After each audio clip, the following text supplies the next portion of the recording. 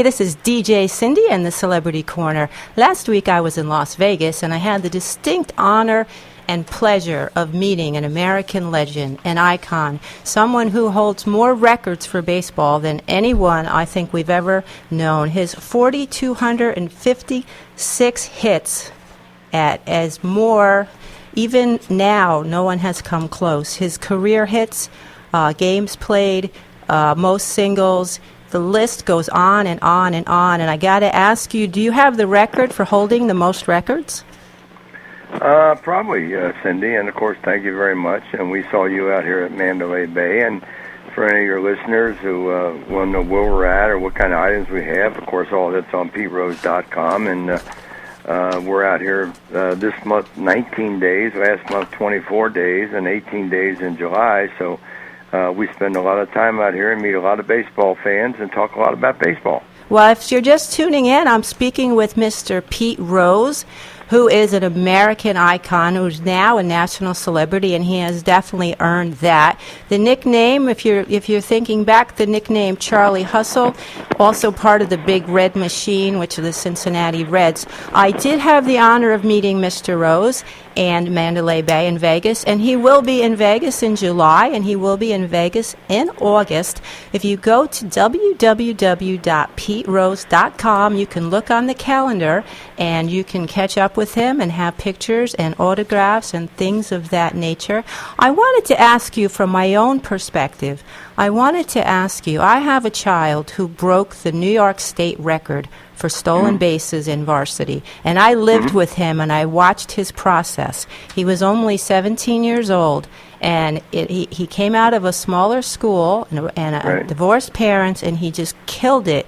Now, I've watched the process of a 17-year-old, but you have broken more records than any human being, I think, on the planet. So my question for you was, when you started your career, when you went out there, your process, was your focus, your mindset, was it to break records, to be the best you could be? I think anybody that comes out of high school, which I did, and you sign a professional contract and you go to minor leagues for a couple of years, and your first goal is to try to make the big leagues, and once you make the big leagues, like I did in '63, then you want to try to just do things to keep yourself in the big leagues, because there's no sense in making the big leagues and being there 1 or 2 years and find yourself back in AAA or AA baseball. So, then once you're there for a couple of years, you start thinking about making an all-star team, and once you make an all-star team, from the get-go, you're thinking about winning and playing in a World Series, and then you start getting some breaks and hit 300 and staying relatively healthy and being around a lot of great players and playing for a long time. All the records will mount up. I mean, if you play 24 years, you stay healthy, and you can hit a baseball and you can run and score runs, you're going to get most of the records just because the fact that you're there. I mean, you can't establish the kind of records that I got playing 18, 19, 20 years. I understand. So, but Pete Rose is a switch hitter. He's all-time major leagues leader. He has 4,256 hits. Games played, 3,562. At-bats, 14,053. And it goes on and on and on and on. Well, the most important record there, Cyndee, you haven't mentioned, and I want all the listeners to understand, is why you play the game, whether you're a little leaguer, or whether you're in high school, college, or whether you're in the professional ranks. You play the game to win the game. That's why you play the game. That's why they have these $1 million scoreboards. And the best record I have is 1,972 winning games. That's just regular season games, because that's really a credit to the teams I played on and all the great teammates I had. I mean, think of the Hall of Famers I played with: Morgan, Bench, Perez, Seaver, Carlton, Schmidt, Andre Dawson, Gary Carter. I mean, those are just all my teammates. So when you're around guys like that, it's fun to play the game. When it's fun to play the game, you win, because the only way to have fun in baseball is to win. So it's tremendous focus. You don't see anything. You've got the walls up, and you're out there. How aware of the people that are outside of that circle? I mean, do you put up a wall, and do you have, I mean, I've watched, different actors and actresses and even some Olympian gold medalists that I've interviewed. Everybody has a mindset, and you're just focusing on getting to the point where you win, and all your skills just come to that point. So that's fantastic. Well, I'm the same today as I was when I played. I mean, I come to work every day. I'm early. I stay late. I work hard.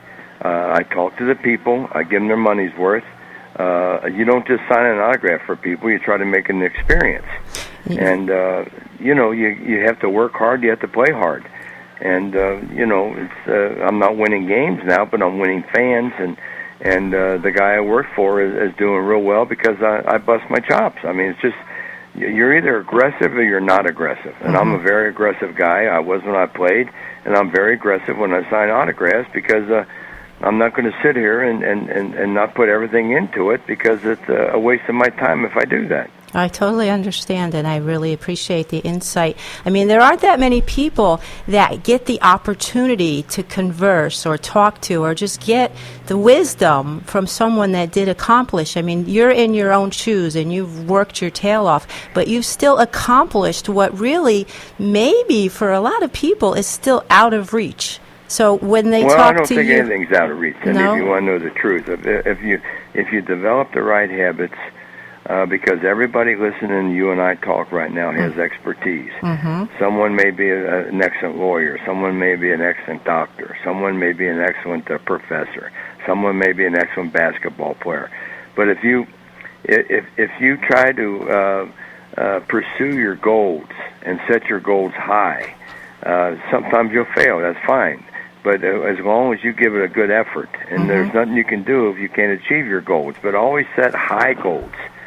Like my goal used to be 200 hits. Heck, I could set a goal of 175 hits, and I could get 162 hits by playing in every game and hitting 250. So 175 hits is not a realistic goal as far as I was concerned. So you have to stretch it and make sure you develop and play hard to get to 200 hits or 200 or more hits. That's what I used to try to do, or score 100 runs, not 85 runs. Or win 100 games, not 80 wins.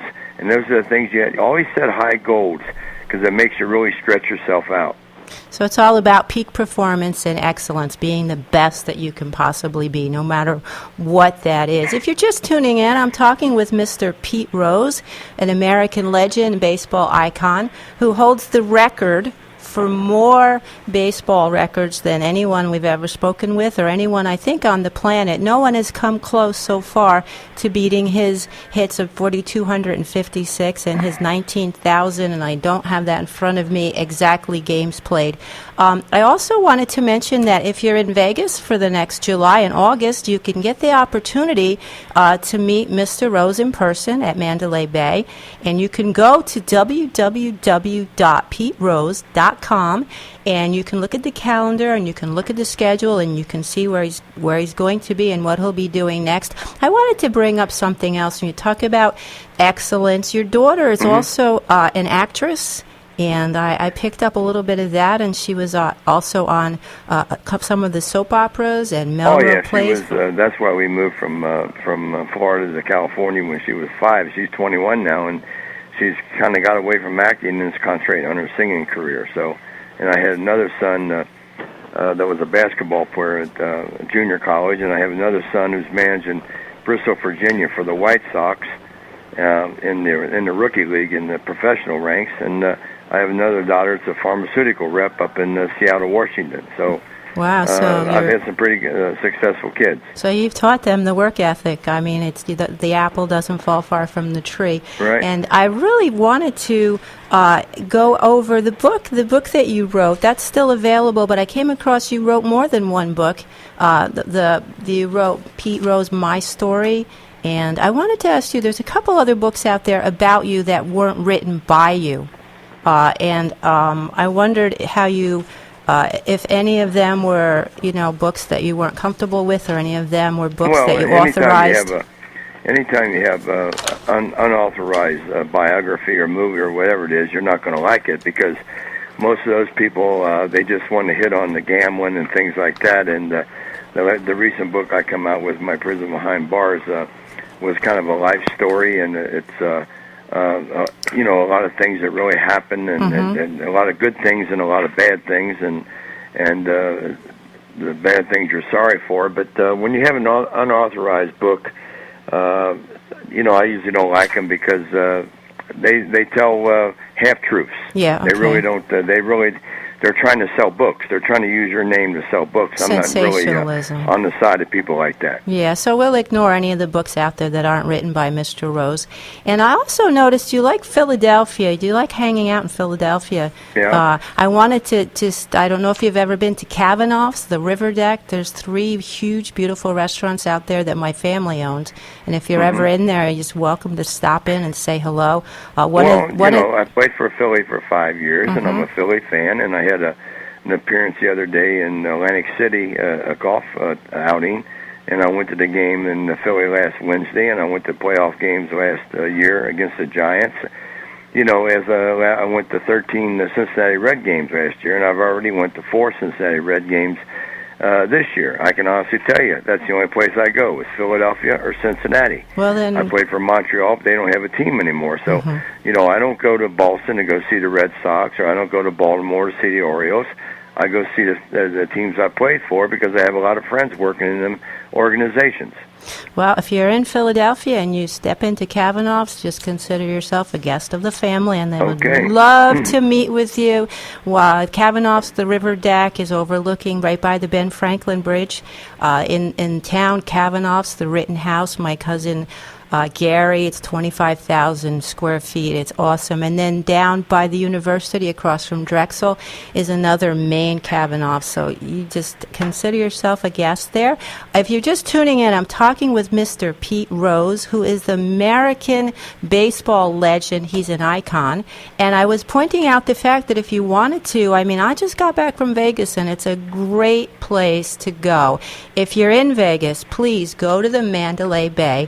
Go to the hotel, and you can see Mr. Rose in person. You can have pictures taken with him. You can get an autograph. Or you can also acquire some of the Pete Rose memorabilia online at www.peterose.com. And it was a pleasure speaking with you. I wanted to ask you one final question, and that was, how do you relax? I mean, when I know you're retired now, but when you were in the heavy, hectic, you know, I mean, some people don't accomplish in one day. And how do I relax?